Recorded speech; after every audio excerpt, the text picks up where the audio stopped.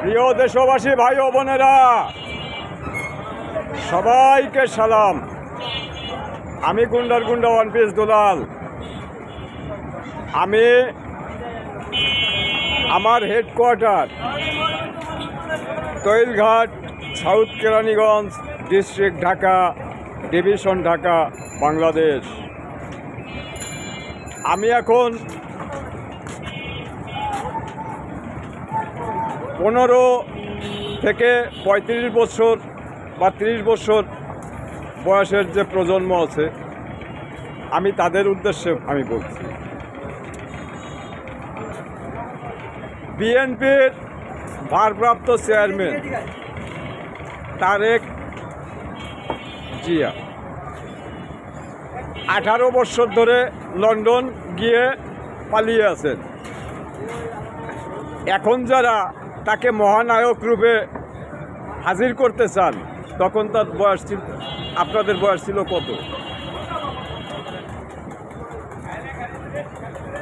আপনাদের বয়স কত ছিল?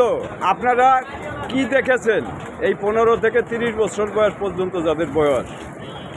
এই যে সমন্বয়ক নামধারী কুত্তার বাচ্চারা, এই কুত্তার বাচ্চাদের তখন বয়স কত? যাদের উপরে বিশ্বাস রেখে শেখ হাসিনাকে গণ অভ্যুত্থানের মাধ্যমে পতন ঘটানো হয়েছিল, এই শালারা এখন কি করছে? এখন কি করছে? এত সবাই দেখতে পাচ্ছেন যে নীতিটা কি। আর এবার শুনুন তারেক সাহেবের এই মহানায়ক হর না খলনায়ক। এবার আমি একটু বলি,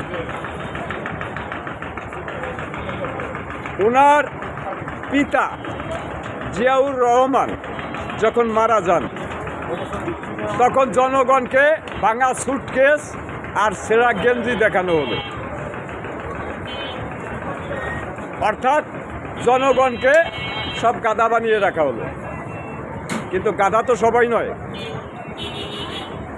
তখনও কিন্তু সবাই কিন্তু এটা মেনে নেয়নি। কারণ একজন সেনাবাহিনীর অফিসার, সে জীবিত থাক অথবা মৃত থাক, তার একটা পেনশনের টাকা থাকে। এককালীন পেনশনের যে টাকাটা, সেটা অনেক টাকা। নাম্বার 1।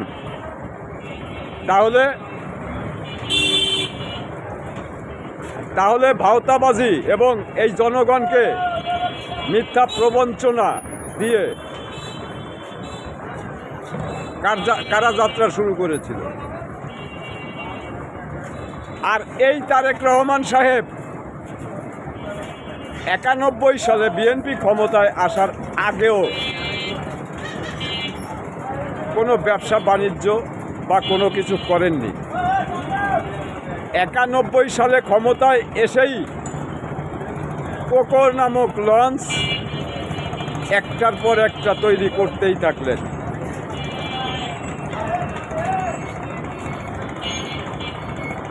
একটার পর একটা করতেই থাকলেন। তাহলে সে টাকা এলো কোত্থেকে?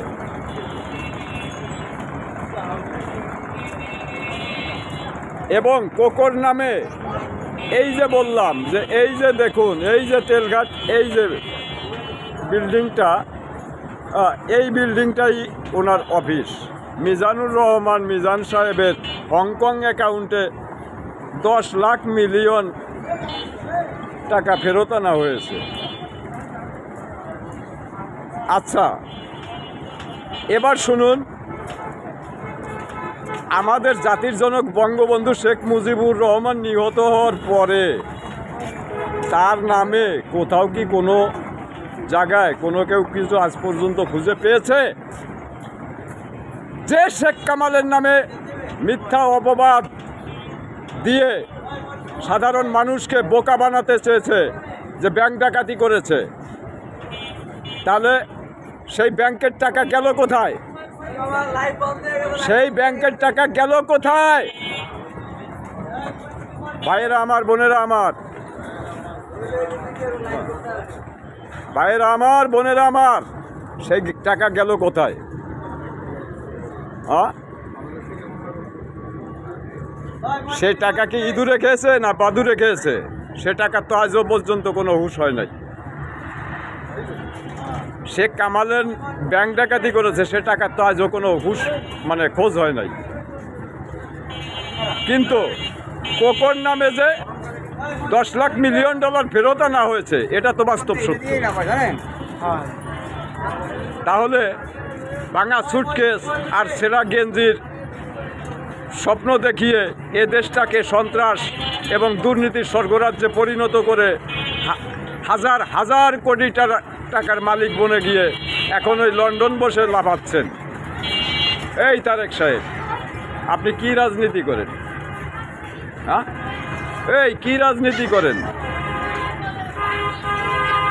18 বছর ধরে যদি পাপ না করবেন, তাহলে আপনাকে কি শেখ হাসিনা এ দেশ থেকে তাড়িয়েছিল?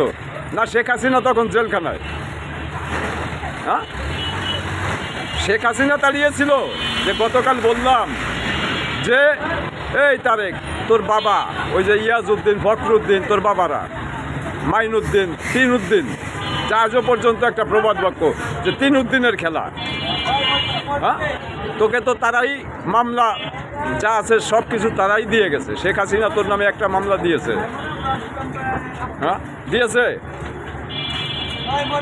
বেশি ফাল পালিস না, বেশি ফাল পালা ভালো না। এই 15 থেকে 20 বছর বয়স, 25 বছর বয়স, এগুলি তোর পাপের ইতিহাস কি জানে?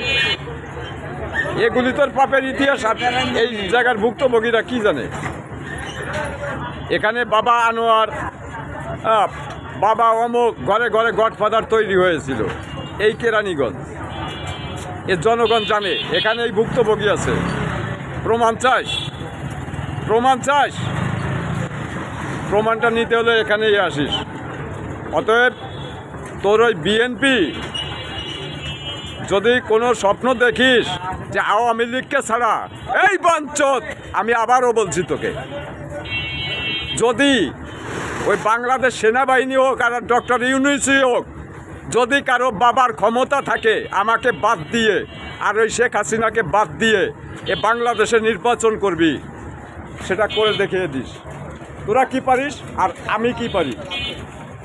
তোরা কি পারিস আর আমি কি পারি? বুঝলে তারেক জিয়া? এই তারেক জিয়া, তোকে বলছি, তুই বিএনপির বর্তমান ভারপ্রাপ্ত চেয়ারম্যান, তোকে বলছি, জয় বাংলা, জয় বঙ্গবন্ধু। সবাই সুখে থাকুন, ভালো থাকুন।